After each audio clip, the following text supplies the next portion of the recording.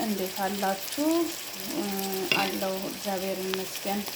ዛሬ ደግሞ የምንሰራው ቡላ ነው ማለት ነው። ቡላን በተለየ መንገድ እንደዚህ አድርገን ብዙዎቻችን ላናውቀው እንችላለን። ቡላን የምናውቀው አብዛኞቻችን የምናውቀው ቡላን አሰራር በገንፎ ነው ማለት ነው። ዛሬ ደግሞ ቡላ ፍርፍር እንዴት አድርገን እንደምንሰራ እናያለን ማለት ነው። እዚህ ጋር እንደምትመለከቱት ሽንኩርትና ዘይት አለ ማለት ነው። ሽንኩርትና ዘይታችንን እንደዚህ ጥብስ እናደርግና ከዛ በርበሬ እንጨምራለን ማለት ነው። በርበሬ እንጨምራለን፣ የምንፈልገውን ያክል በርበሬ እንጨምራለን። እንደዚህ በርበሬያችንን ከጨመርን በኋላ በደንብ አድርገን በዘይቱ በደንብ እንጠብሳለን ማለት ነው። ልክ እንደ ፍርፍር የስጋ ፍርፍር እንደምንሰራው እንደምናቁላላው ልክ እንደዛ አድርገን እናቁላላለን ማለት ነው። እንደዚህ እያቁላላን በደንብ አድርገን እንጠብሰዋለን። ዘይቱን በደንብ እንትን እስኪዋሃድ ድረስ ከበርበሬው ጋር ከሽንኩርቱ ጋር በደንብ ጥብስ እናደርጋለን። ነጭ ሽንኩርት፣ ቁንደ በርበሬ፣ ብላክ ፔፐር እና ነጭ ሽንኩርት፣ ብላክ ፔፐር እና እንትን ማጂ እንጨምራለን ማለት ነው። እንግዲህ እንደምትመለከቱት ዘይቱን እየተጠበሰ ነው ማለት ነው። በዘይት እየተጠበሰ ነው ማለት ነው። ቲማቲም የተቀጠቀጠ ቲማቲም ወይም የተከተፈ ቲማቲም እንደዚህ እንጨምራለን። ቲማቲሙና ሽንኩርቱ በርበሬው አንድ ላይ በደንብ እስኪዋሃድ ድረስ እንደዚህ እናቁላላለን ማለት ነው። እንግዲህ እንደምታዩት እዚህ ጋር ጨምሬበታለሁ ማለት ነው። ቅመሙን ምን ጨምሬያለሁ መሰላችሁ? ቁንዶ በርበሬ፣ ማጂና የጥቁር አዝሙድ የተፈጨ ዱቄት ማለት ነው። እነሱን ተጠቅሜያለሁ። እነዚህን ትጨምራላችሁ። እዚህ ጋር ቅመም እንደዚህ ትጨማምራላችሁ። የሚያስፈልጋችሁን ቅመም ከጨመራችሁ በኋላ አሁንም በደንብ እንደዚህ እንዲቁላላ ጊዜ ትሰጡታላችሁ ማለት ነው። በደንብ ልክ እንደ ስጎ ወይም እንደ ፍርፍር ሶስ በደንብ መቁላላት አለበት ማለት ነው።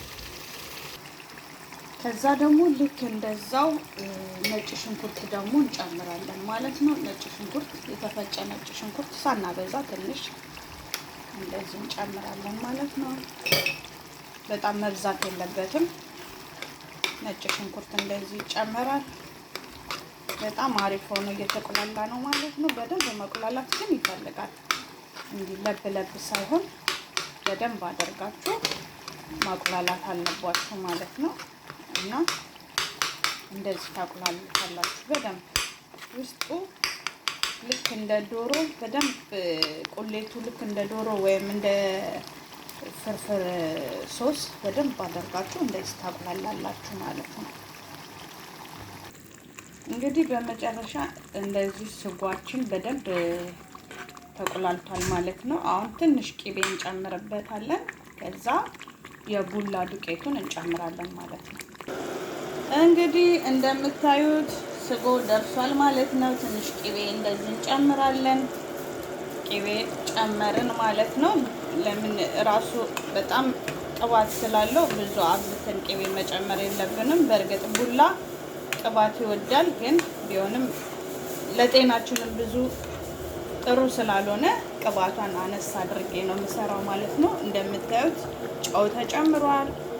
የሚያስፈልገው በአጠቃላይ ቅመሞችን ጨምሬያለሁ ማለት ነው። እዚህ ጋር አሁን እንትን ጨምራለሁ። ምንድነው ስሙ?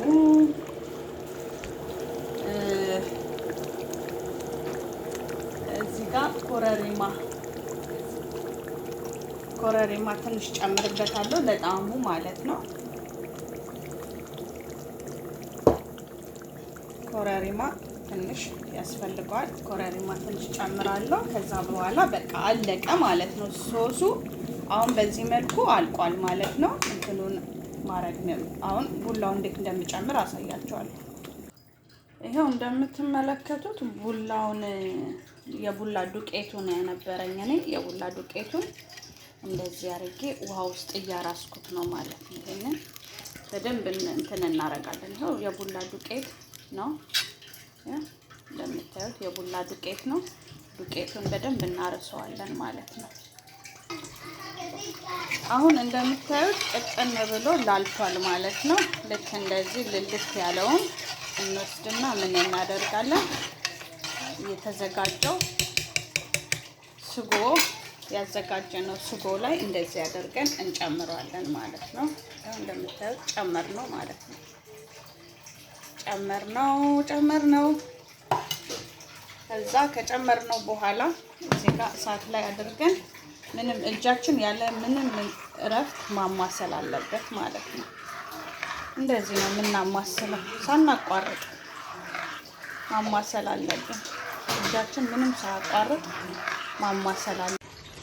እንግዲህ እንደምትመለከቱት እንትኑ እየበሰለ ነው ማለት ነው። እየበሰለ ሲመጣ እንደዚህ ነው የሚሆነው። እንደምታዩት አሪፍ እየሆነ ነው። ትንሽ ቆይቼ ደግሞ አሳያችኋለሁ።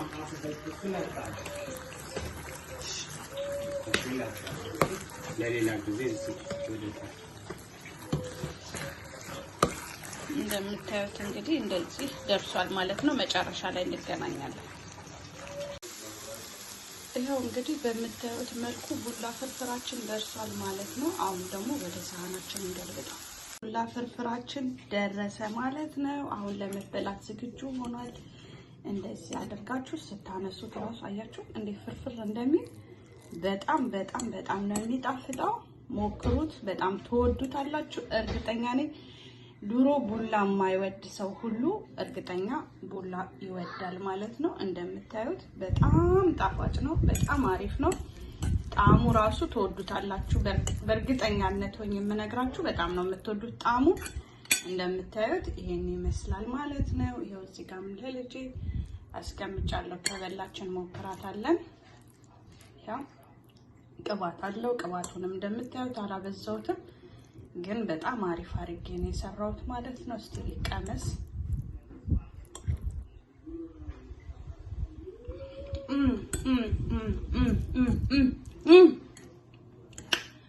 ዋው!